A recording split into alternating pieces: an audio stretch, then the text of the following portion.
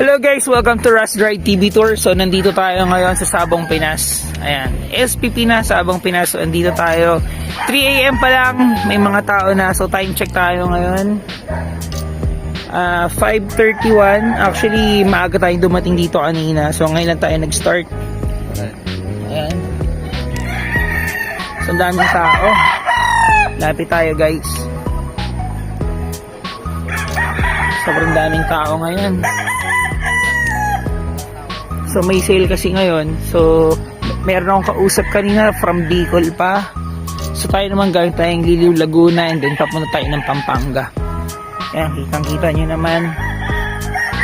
May mga naglalakad na dito, may mga tumitingin-tingin na. Talagang unahan na lang to. So ayan.